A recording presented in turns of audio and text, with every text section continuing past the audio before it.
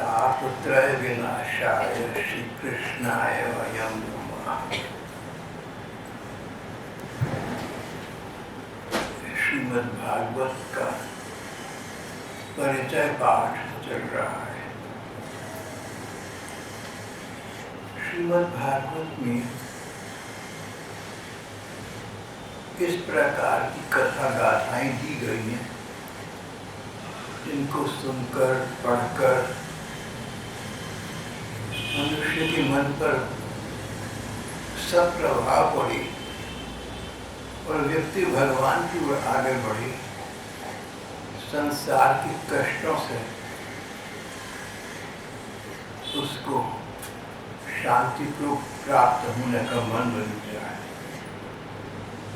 तापत्रय विनाशाय, तीनों प्रकार के ताप का ही नाश करने वाला है। तीन ताप, शरीर के कष्ट, रोग आदि, मानसिक कष्ट, तनाव इत्यादि, भौतिक कष्ट, रुपया पैसा धन संपत्ति संतान, सब प्रकार के कष्टों को सहन करने की शक्ति व्यक्ति को प्राप्त होती है जिसका मन भगवान में लग जाए। श्रीमद् भागवत पढ़ने वाली का, सुनने वाली की मन का निर्माण भगवान के भजन की ओर उन्मुख करती है, इसकी विशेषता है।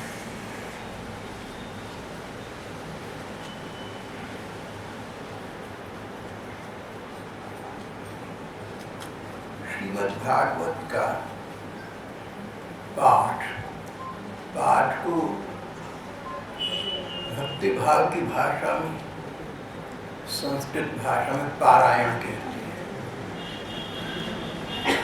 श्रीमद् भागवत का पारायण कई प्रकार का हो सकता है। प्रसिद्ध पारायण सप्ताह भर का है। भागवत सप्ताह आजकल भी बहुत प्रचलित है। सप्ताह पाठ का भाव ये है कि आज वर्तमान युग के मनुष्यों को इतना अधिक समय नहीं है कि सदा सदा या देर तक लगी रही, तो एक सप्ताह में भागवत पाठ श्रवण करके भी उनका कल्याण, पूरा कल्याण हो सकता है। सुखदेव जी ने जब कथा राजा परीक्षित को सुनाई तो एक सप्ताह लगा था, लेकिन वो भागवत का सप्ताह पाठ नहीं था।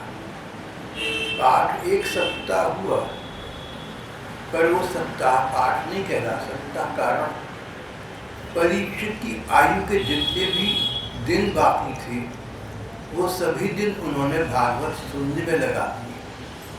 अब ये संयोग की बात है कि 7 दिन बाकी थे, इसलिए 7 दिन पाठ चला। अगर अधिक दिन होते या कम दिन होते तो पाठ उसके अनुसार होता। लेकिन जो प्रचलित पाठ भागवत के आजकल चल रहे सप्ताह पाठ हैं, सप्ताह पाठ की बड़ी महिमा कही गई है। कोई चाहे तो 15 दिन का पाठ रख सकता है, पक्ष पाठ, मास पाठ 1 महीने का, 2 मास का पारायण रख ली। और कई लोग चाहे तो इस प्रकार का पाठ रख सकते हैं कि थोड़ा थोड़ा जितना समय मिला, जितना मन लगा, रोज कर लिया, जीवन भर करते रहे, तो आजीवन पाठ भी हो सकता है। भागवत का पाठ चाहे सप्ताह का हो, चाहे वर्ष भर का हो, या न्यून या अधिक हो, भागवत का पाठ 2 प्रकार का हो सकता है। एक सकाम पाठ कहलाता है, दूसरा निष्काम पाठ कहलाता है। सकाम पाठ वो है जिसमें मन में कोई कामना है, जिसकी पूर्ति के लिए पाठ रखा गया, किसी कष्ट के निवारण के लिए या संपत्ति संतान की कामना पूर्ति के लिए पाठ रखा गया, किसी प्रकार की सांसारिक प्राप्ति के लिए पाठ रखा गया, ये सकाम पाठ है। और दूसरा निष्काम पाठ। निष्काम, कोई कामना संसार से संबंधित नहीं है, भगवान को प्राप्त करने की। बस एक ही कामना है, भगवान मुझे मिले, मैं उनकी सेवा कर सकूं, भगवान साक्षात मेरे सामने हूँ, मैं भगवान के धाम में जाकर रहूं, संसार के आवागमन से मुझे मुक्ति मिल जाए, भगवान के धाम में, भगवान के चरणों में मुझे सदा के लिए स्थान प्राप्त हो जाए, मैं भगवान की सेवा करने का सुख प्राप्त कर सकूं। इसमें सांसारिक कामना नहीं है, भगवान को पाने और प्रसन्न करने की कामना है। इसे निष्काम पाठ कहा गया है। सकाम पाठ बड़े विधि विधान से करना होता है। अगर सकाम पाठ, जैसे कोई व्यापार करना है तो नियम बन जाती है। अगर सकाम पाठ करना हो, किसी कष्ट निवारण के लिए करना हो, या किसी सुख कामना की, सुख की प्राप्ति की कामना के लिए करना हो, कष्ट के निवारण के लिए पाठ करना हो, या कोई सुख संपत्ति प्राप्त करने की इच्छा से पाठ करना हो, सकाम पाठ हुआ। इसके लिए बहुत से विधि निषेध हैं। विधि करना चाहिए, निषेध नहीं करना चाहिए। डोंट्स एंड मस्ट दोनों। सकाम पाठ में विधि निषेध का बड़ा प्राविधान है। व्रत रखना है, उपवास रखना है, अनुष्ठान करना है, हवन यज्ञ इत्यादि करने हैं, पूजा की विधिवत स्थापना करनी है, कलश स्थापित करना है, शोभा यात्रा निकालनी है, बहुत कुछ इसमें अनुष्ठान की आवश्यकता पड़ती है। अगर सकाम पाठ करना हो या करवाना हो तो अनुष्ठान के रूप में होना चाहिए, उसके विधि विधान को पूरा करना चाहिए। दूसरा निष्काम पाठ है, उसमें किसी प्रकार के विधि विधान की अनिवार्यता नहीं है, चाहे तो करें चाहे तो न करें, जितना कर सके उतना कर दें। प्रमाण के लिए,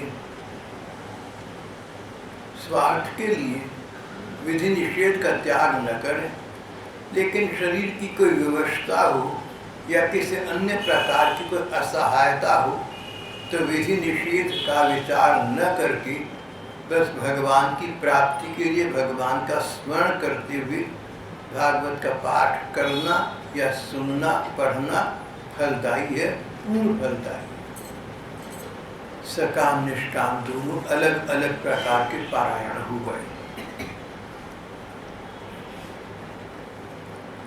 जब भागवत का पाठ श्रवण करना हो तो ध्यान से श्रवण करने को बहुत आवश्यक बताया गया। अगर बिना ध्यान के सुनोगे तो लाभ कुछ ना कुछ तो होगा, कान में अच्छी बात पड़ेगी, कभी न कभी किसी उम्र में जाकर या कभी किसी अगले जन्म में जाकर तुम्हें कुछ अच्छा फल प्राप्त होगा। लेकिन ये देर का काम है, इसमें बहुत विलंब हो जाएगा।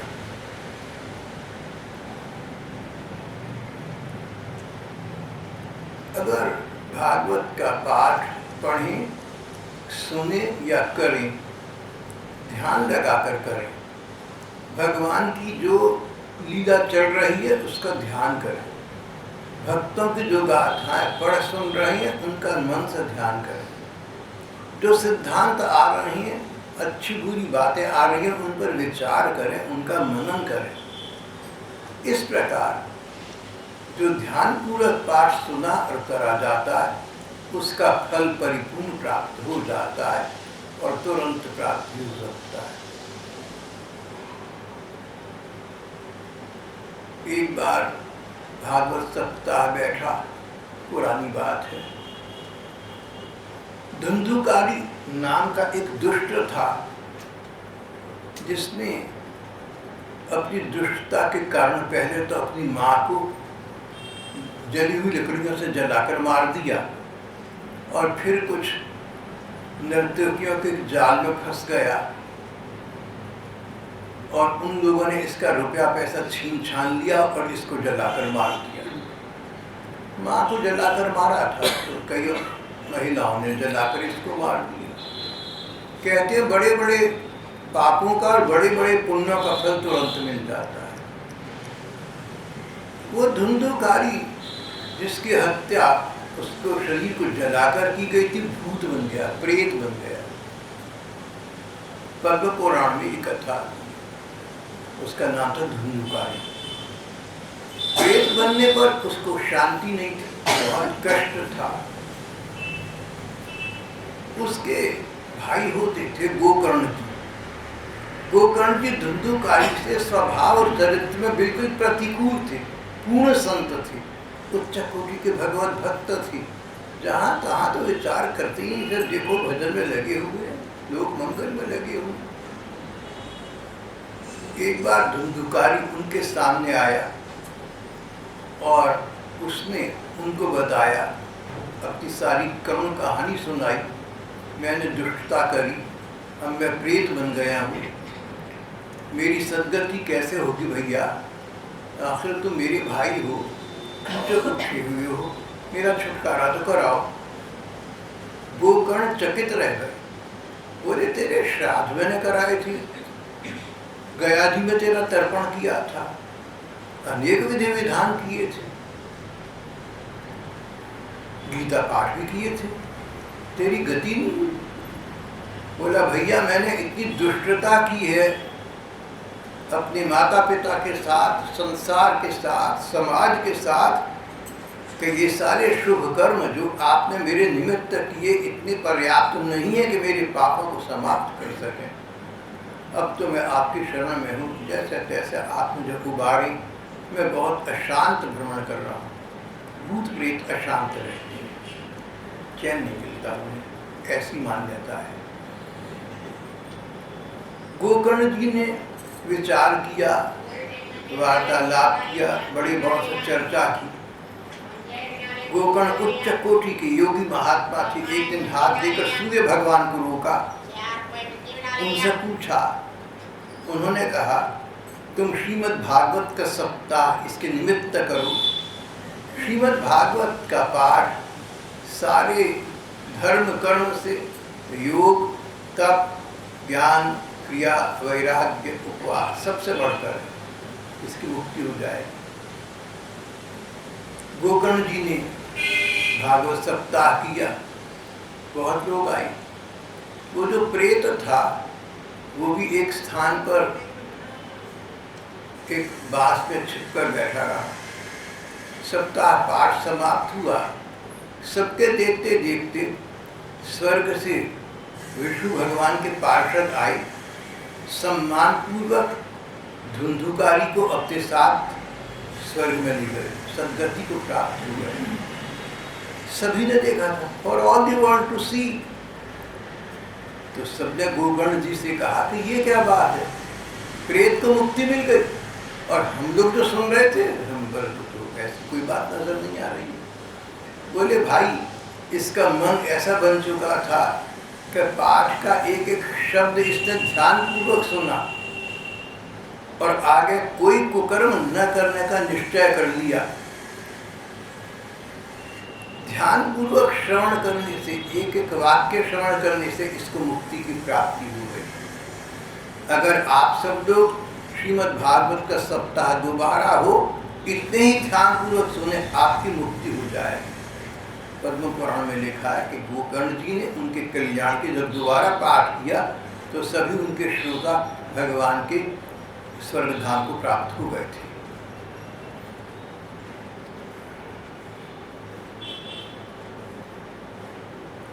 श्रीमद् भागवत को ध्यान से, पहली बात सबसे उत्तम पाठ है भागवत को सुनना, श्रवण।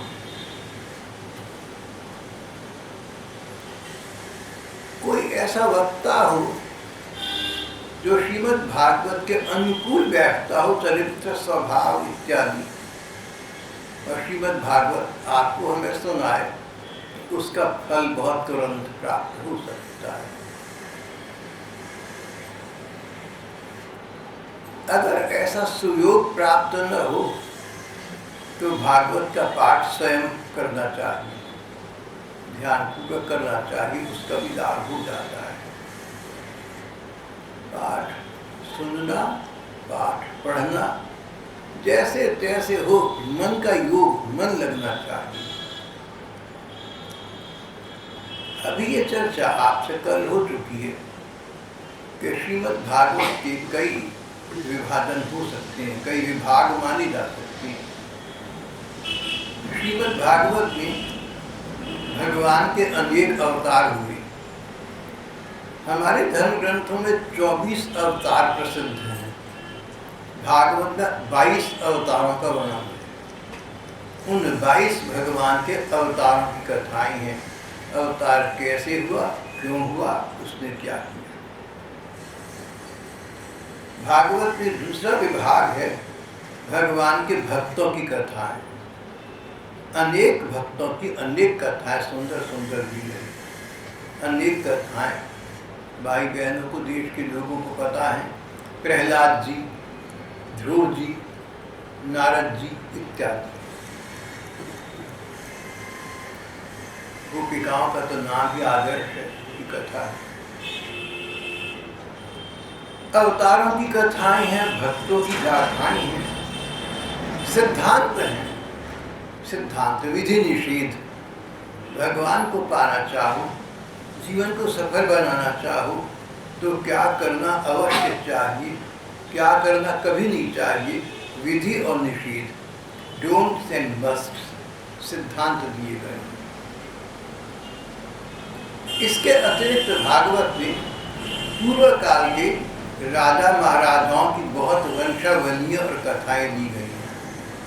जैसे हम भारत का इतिहास पढ़ें तो हमें पिछले लगभग 5000 वर्ष के राजा महाराजाओं का या 2000 वर्ष का पता लगता है। भागवत आदि ग्रंथों में पूर्व काल के, पूर्व युगों के बड़े बड़े राजाओं का और महाराजाओं का वर्णन है। सबका भाव एक ही है। ऐसे ऐसे महाराजा हुए जो सारे पृथ्वी के स्वामी बन गए और संसार के सुख भोग करतल थे, उसके हथेली में थे। देवराज इंद्र से उनकी तुलना हो सकती थी, इतना ऐश्वर्य, इतना सुख भोग सब कुछ था। पूरा जीवन लगे रहे संसार के सुख भोगने में, लेकिन चैन न मिला, मन को शांति न मिली। सबने एक ही बात देखी, तृष्णा न जीवो वयमेव जीवना। सुख भोगने की कामना समाप्त नहीं हो जाती, हम समाप्त हो जाते हैं। तो सुख भोगते रहें और एक दिन समाप्त हो जाए, अगले जन्म में फिर यही कुचक्र चलता रहेगा। वे राजा महाराजा अंततः इस निष्कर्ष पर पहुंचे कि संसार के सुखों को भोगना ऐश्वर्य का और राजापनी का लाभ नहीं है, बल्कि राजापनी के साथ साथ भगवान का भजन करना पंचम पुरुषार्थ है, सर्वोपरि वस्तु है। और उन राजा महाराजाओं ने जब उन्हें वैराग्य प्राप्त हुआ तो अपने को भगवान के भजन में लगाया, तब उन्हें सच्ची शांति मिली, परलोक सुधर गया और बहुत से लोग तो स्वर्ग को क्या, भगवान के धाम को प्राप्त हो गए। इस प्रकार राजा महाराजाओं को पहले भोग मिला, सुख भोग मिले, फिर अपने अनुभव से पता लगा कि ये समाप्त होने वाली नहीं है, इनसे कुछ मिलेगा नहीं, ये क्षणिक है, आधुनिक है, वर्तमानिक है। केवल वैराग्य हो गया, मन उब गया, भगवान के भजन में लग गए और भगवान की प्राप्ति हो गई। राजा महाराजाओं की अनेक कथा कहानियाँ श्रीमद् भागवत में वर्णित।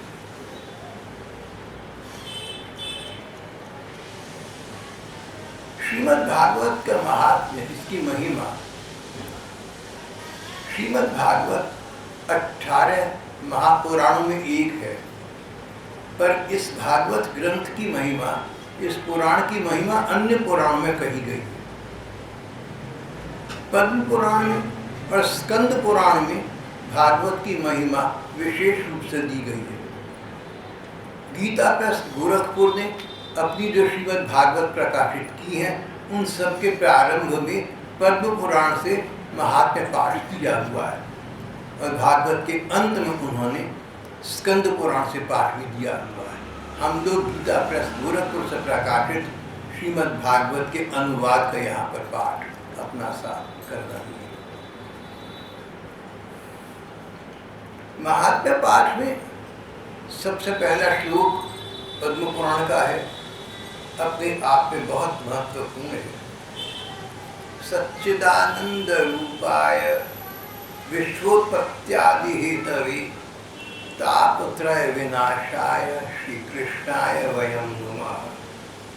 सत, चेतन और आनंद के रूप जो भगवान हैं, जो संसार को की सृष्टि करते हैं, पालन करते हैं और फिर प्रलय कर देते हैं, ऐसे भगवान तापत्रय विनाशाय, तीनों प्रकार के ताप को नष्ट कर देने वाले हैं। उन श्री कृष्ण को हम सब नमस्कार करते हैं। बड़े बड़े भागवत के जो विद्वान कथाकार हैं, व्याख्याता हैं, उनका कहना है कि इस श्लोक में जो उन्हें विशेष बात लगी वो है श्री कृष्णाय वयं नुमः, वयं नुमः, हम नमस्कार करते हैं।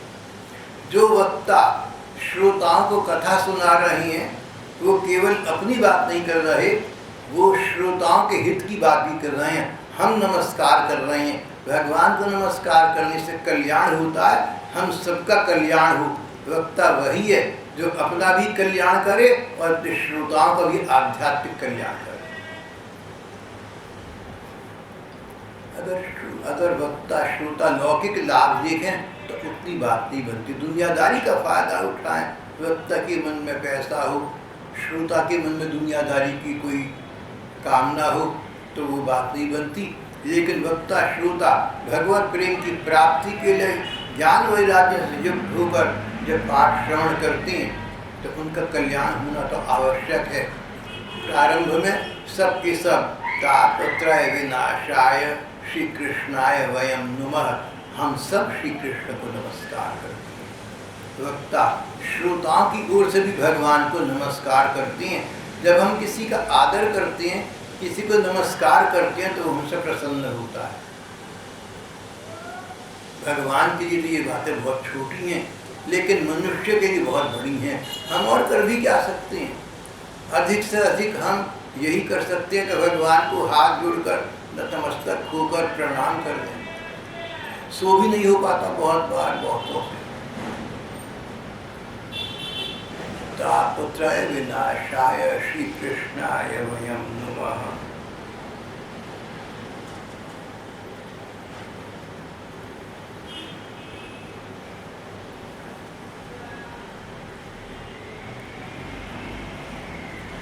भागवत महात्म्य में पद्म पुराण में कथा आरंभ करते हैं सूत जी और ऋषियों से। ये प्रसंग कल के वार्ता में आ चुका है। व्यास जी ने भागवत पढ़ाई शुकदेव को। शुकदेव ने भागवत सुनाई राजा परीक्षित को और अन्य ऋषि मुनियों को। उन ऋषि मुनियों में सूत जी बैठे सुन रहे थे। ये सूत जब अन्य ऋषि मुनियों से नैमिषारण्य नाम के क्षेत्र में मिले, उन्होंने कहा कलयुग आ रहा है, कलयुग से बचने का उपाय बताइए। आप तो सब जानते हैं। बोले हाँ, भागवत सुनकर आ रहा हूँ, वो तो मैं सुनाता हूँ। सूत जी ने ऋषि मुनियों को, कहते हैं 88,000 ऋषि थे, उनको श्रीमद् भागवत की कथाएं सुनाई, भगवान के 22 अवतारों की लीलाएं सुनाई, अनेक भक्तों की गाथाएं सुनाई, विधि निषेध बताए, सिद्धांत बताए, बड़े बड़े राजा महाराजाओं की सुख भोग वैराग्य और फिर भगवत भजन की कथाएं भी सुनाई। एक बार भगवान की कथा के अमृत का रसास्वादन करने में कुशल शौनक जी ने नैमिषारण्य क्षेत्र में विराजते हुए गुरु स्वरूप श्री सूत जी को नमस्कार किया। कथामृत रसास्वाद कुशला। कथा एक प्रकार का अमृत है, मीठा पान है, लेकिन ये आस्वादन उसी को होगा जिसका मुंह का स्वाद ठीक हो। कहते हैं अच्छे सस्ता दूध भी अगर बुखार में मुँह कड़वा हो रहा हो तो रोगी पीने से मना करता है। डॉक्टर कहते हैं पी दे भैया तेरा लाभ होकर, रोगी के मुंह को वो कड़वा लगता है। इसके रस के आनंद के आस्वादन की, सुख उठाने की भी सामर्थ्य होनी चाहिए, पात्रता होनी चाहिए। यहाँ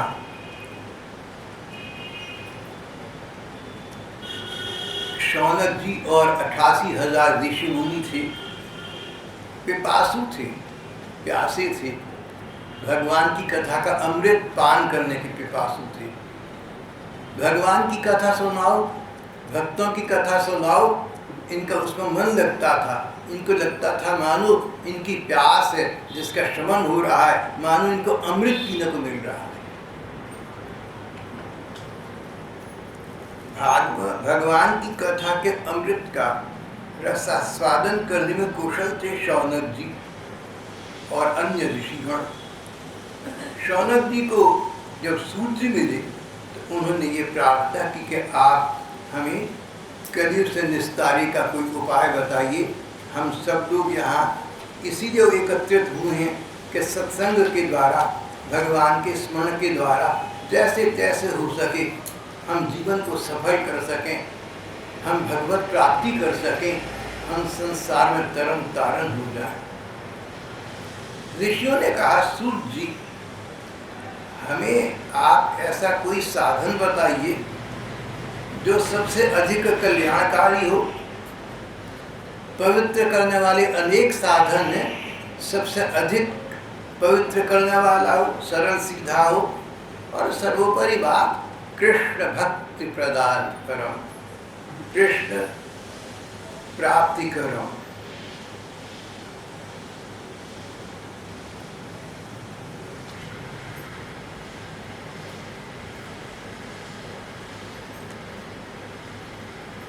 सूर्य जी आप हमें कोई साधन ऐसा बताइए जो परम कल्याण करने वाला, परम कल्याण, सबसे ऊंचा कल्याण, सबसे बड़ा कल्याण है संसार के आवागमन से मुक्ति होकर भगवान की प्राप्ति कर लेना। अनेक साधन है भगवान को पाने के, लेकिन ऐसा साधन करे सर्वोपरि हो और सबसे आसान भी हो। कृष्ण प्राप्ति करम शाश्वत साधनम तद्वदारुणा। कृष्ण प्राप्ति करम, जो श्री कृष्ण की प्राप्ति कराने वाला हो। श्री कृष्ण प्रेम देव है, श्री कृष्ण की प्राप्ति होगी तो जिस प्रेम के पीछे संसार पागल है, हम लोग पागल हैं, जिसकी छाया माया में भ्रमित होकर जहाँ तहाँ अटके रहते, भटकते रहते, वो शाश्वत प्रेम, वो नित्य प्रेम, वो वास्तविक प्रेम परम पति, परम हितैषी भगवान कृष्ण से प्राप्त हो सकता है। ऐसा कुछ साधन बताइए जो इस प्रकार के श्री कृष्ण के प्रेम की प्राप्ति करा दे और साथ में सुगम सरल भी हो, हम कर सकें।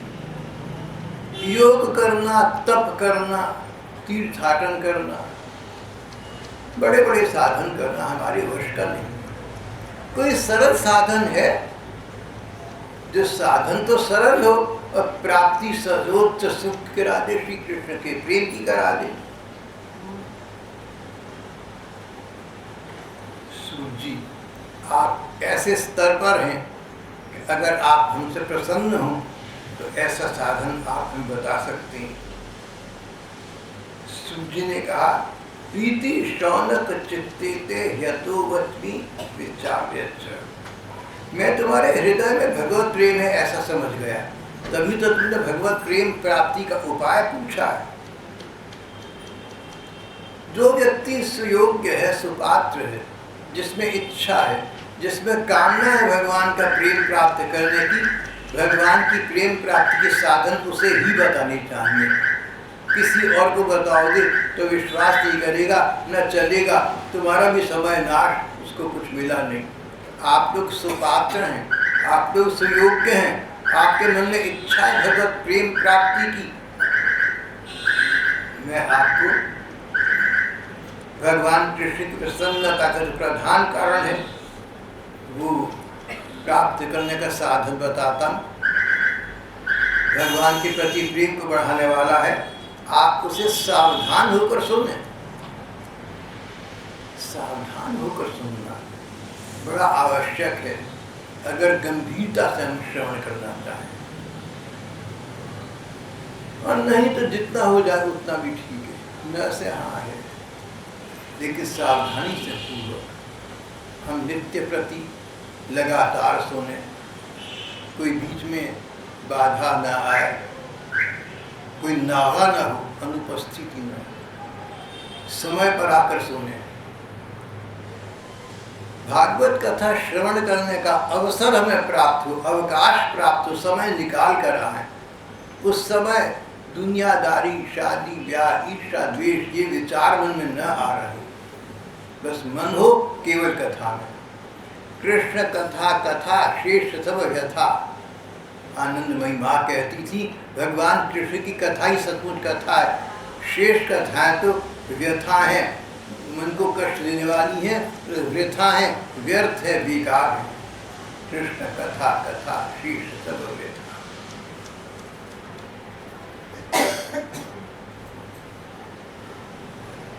सुखदेव जी ने कलयुग के जीवों के लिए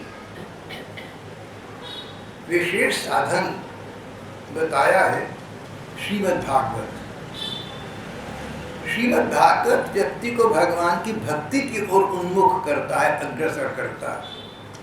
मन को शुद्धि के लिए इससे बढ़कर कोई साधन नहीं है। सच बात ये कि जब मनुष्य के पिछले अनेक अनेक जन्मों का पुण्य उदय होता है तब उसे भागवत सुनने का अवसर प्राप्त होता है, सबको प्राप्त नहीं होता।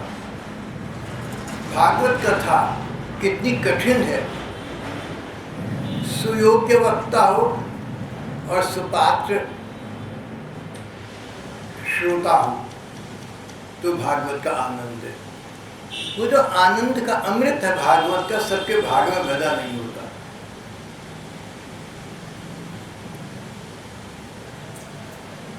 अनधिकार चेष्टा कई करते हैं तो कुछ नहीं मिलता। दुनिया में मूल्य चुकाए बिना कुछ नहीं मिलता।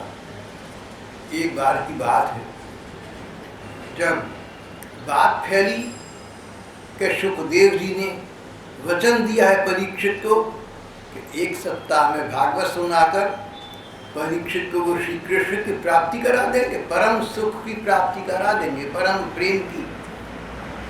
प्रेम की नित्य शाश्वत प्राप्ति करा देंगे। संसार में बात फैल गई थी, देवताओं में बात चली गई थी। उस समय देवता अमृत का कलश लेकर सुखदेव जी के पास आए। लाखों बरस पहले एक बार समुद्र का मंथन हुआ था, उसमें से अमृत निकला था। उस अमृत के लिए देवता और दैत्यों का भयंकर युद्ध हुआ था।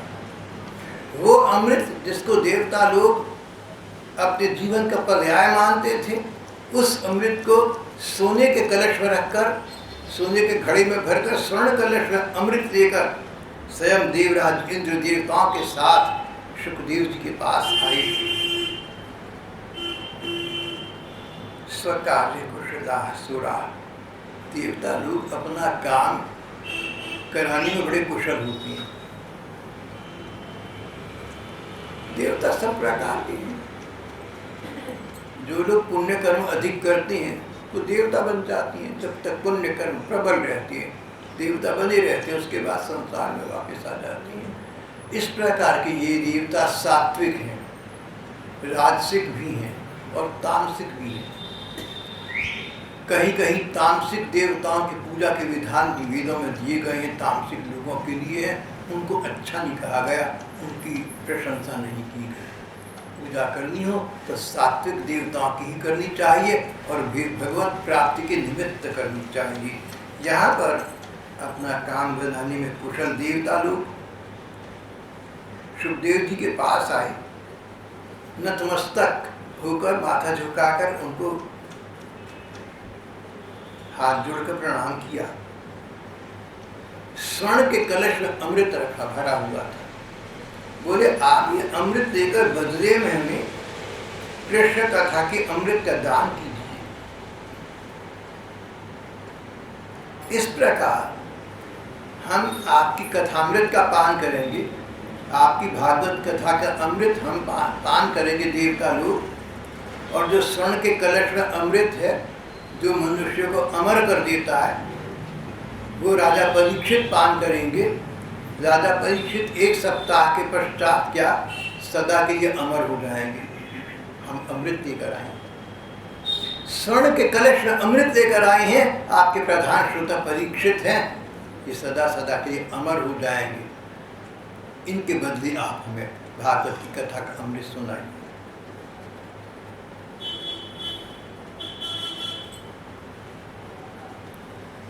सुखदेव जी ने सोचा, कहाँ कांच और कहाँ मणि।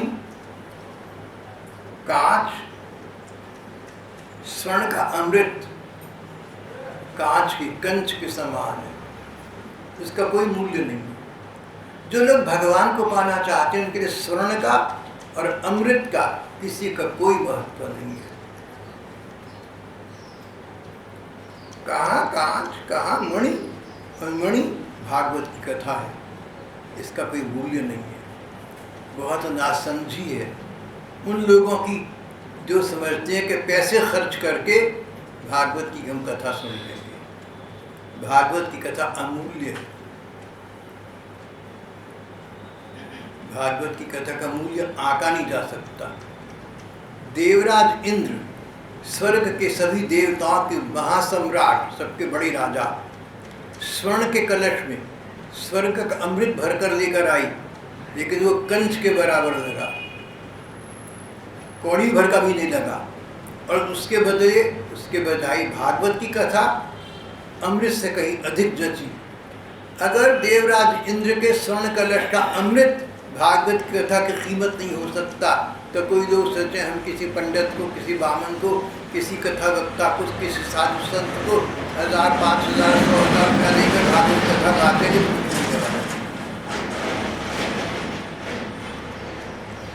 अगर वक्ता के मन में और श्रोताओं के मन में दुनियादारी हो, पैसा हो, पैसे का आदान प्रदान हो, तो मुझे कथा सुनना मेरी मुक्ति हो जाएगी, पुण्य लगेगा, मैं तुझे पैसे दूंगा बदले में। अगर ये भाव हो तो देश की वही दुर्दशा होती है जो आप सबके सामने इस समय आज के युग में हो रही है। भागवत कथा सच्चे अर्थों में करना, होना, सुनना बड़ा कठिन काम। जब सुखदेव जी ने सुना कि स्वर्ण कलश में ये अमृत भरकर लाई हैं और बदले में भागवत की कथा सुनना चाह रही हैं, भागवत की कथा बिना मूल्य की सुनी जाती है। कोई हाथ जोड़कर प्रार्थना करे, मन में जिज्ञासा हो, मन में उत्सुकता हो, एक ढेला दमड़ी खर्च ना करने को हो, उसको भी मिल जाएगा। और कोई स्वर्ग का राजा इंद्र हो और स्वर्ण कलश लेकर देवताओं के साथ आए, अंगरक्षकों के साथ स्वर्ण विमान से नीचे उतरे, उसको भी नहीं मिलेगा। भगवान का नाम तो ऐसा है संसार में जिसका पैसे रुपए से कोई संबंध नहीं।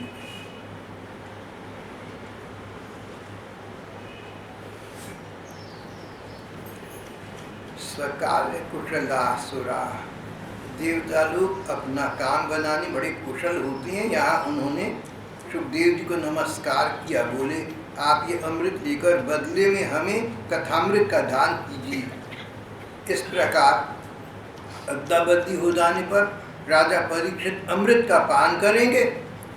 भाग्य था कि अमृत पान तो परीक्षित करेंगे, 5-7 दिन के बाद क्या कभी मृत्यु होगी नहीं, अमर हो जाएंगे। और स्वर्ण कलश आपको मिल जाएगा, दक्षिणा मिल जाएगी। सुखदेव जी स्वर्ण मिल गया। राजा परीक्षित अमृत का पान करें और हम सब भागवत के अमृत का पान करें। सुखदेव जी ने देवताओं की हंसी उड़ा दी, कोई उत्तर न दिया। किसी नासमझ से, किसी मूर्ख से, अज्ञानी से बहस मत करना। It is useless to argue with a man who is excited or in anger. किसी को पैसे का एक्साइटमेंट, जोश हो, मेरे पास तो धन है, दे सकता हूँ तुम्हें। पंडित जी कथा करेंगे, बोलो कितने पैसे दूँ। कोई सोचे कि मैं भागवत की कथा पैसों के बदले में सुनूंगा, कुछ मिलने वाला नहीं। और इस प्रकार का व्यक्ति जो सुखदेव जैसे श्रोता को टकर जाए, तो सुखदेव जी ने वाद विवाद करना उचित नहीं समझा, बस उसकी ओर ध्यान नहीं दिया। परीक्षित और जो अन्य ऋषि मुनि गण बैठे हुए थे, उनको कथा सुनानी आरंभ कर दी। मौन का अर्थ था असहमति। साइलेंस मेंट डिसअप्रूवल। तुमने अच्छी बात नहीं कही। अगर तुम देवता लोग अकल से काम लेते ना, और आकर कथा में चुपचाप बैठ जाते, पीछे आकर जैसे और सुन रहे, तुम भी सुनते, ध्यान लगाकर सुनते, तुम्हें भी सब तक का वस्तु प्राप्त हो जाती। लेकिन तुमने शेखी दिखाई, अमृत का कलश परीक्षित के लिए अमृत है, अमर कर देगा। आपके लिए दक्षिणा के लिए स्वर्ण है, स्वर्ण का कलश है, आपको माला माल कर देगा। ये जो नासमझी दिखाई, इस नासमझी का उन्होंने मुद्दा नहीं बनाया, सुखदेव जी ने पॉइंट नहीं बनाया, उसको लेकर बहस नहीं करी, शास्त्रार्थ नहीं किया, बस एक मुस्कुराकर खिल्ली से उड़ाकर बात समाप्त कर दी। देवताओं की हंसी उड़ा दी, लेकिन समझ गए कि कथा के अधिकारी नहीं है, नहीं तो पैसों को बीच में लगा दें।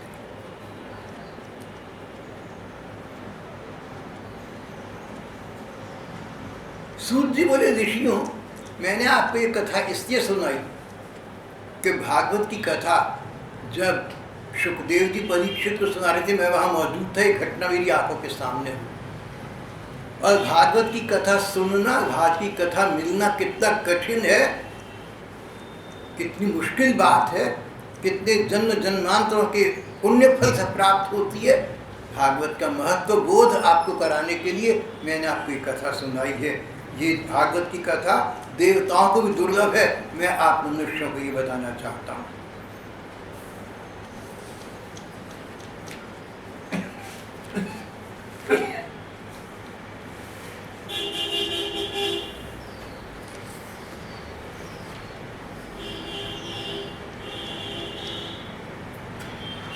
एक बार की बात है, जिन राजा परीक्षित ने कथा सुनी, भागवत के और मुक्त हो गए। राजा परीक्षित को एक बार कलयुग मिला था, उनको बड़ा बुरा लगा कि ये सारे देश दुनिया का नुकसान करेगा, बुराई करेगा, लेकिन उन्होंने उसका वध नहीं किया। भ्रमर के समान सारग्राही राजा ने निश्चय किया कि इसका वध मुझे नहीं करना चाहिए, क्योंकि जो फल तपस्या से नहीं मिलता, पर्वतों में जाकर, नदियों के किनारे, जंगलों में बैठकर जो तपस्या का फल नहीं मिलता, योग की क्रियाओं से नहीं मिलता, समाधि और निधिध्यासन नहीं मिलता, कल में वही फल भगवान के नाम और कीर्तन से मिल जाता है। यत् फलम नास्ति तपसा न योगेन समाधिना, न योगेन, न योग की क्रियाओं से, न तपसा, न तप तपस्या से, न वनवास से, न समाधिना, न निधिध्यासन से, समाधि से, तुर्यावस्था से, जो फल इन चीज़ों से नहीं मिलता, तत्फलम लभते सम्यक कलौ केशव कीर्तनात्, वो फल भगवान कृष्ण का कीर्तन करने से कलयुग में सहज प्राप्त हो जाता है। ऋषियों, आपने कहा था कृष्ण प्राप्ति के लिए कोई सरल उपाय बताइए, इससे सरल क्या होगा? नाम लिए जाओ, सबके बीच में बैठो तो कृष्ण कथा करो, कीर्तन करो, जोर जोर से बोलो, इधर से मत देखना, होठों से मत बोलना, उत्साह उमंग से बोलना, जोर से बोलना, उस समय मन एक मात्र भगवान में लगे। कृष्ण कीर्तन और कृष्ण चिंतन, अकेले बैठो तो भगवान के रूप का ध्यान करो, उनके नाम का जप करो। इससे सरल साधन क्या होगा? न तप तपस्या पर जाना है, न पर्वतों में घूमना है, न वन जंगलों में जाना है, न बड़ी बड़ी योग की क्रियाएं करनी है, न फाके रखनी है, न तीर्थों में जहाँ तहाँ भागे फिरना है। बस अपने मन को लगाना है भगवान के नाम जप में, भगवान के रूप के ध्यान में और भगवान की कथा कीर्तन में। इतना करने से तुम्हें जो भगवान के प्रेम का अमृत है उसकी प्राप्ति हो जाएगी, जीवन का चरम फल प्राप्त हो जाएगा। And nothing will be left to be desired. इसके अलावा तो और कोई कामना बाकी रह जाए ऐसा तो संभव ही सर्वोच्च प्राप्ति हो जाएगी। शेष प्रसंग हम कल करेंगे।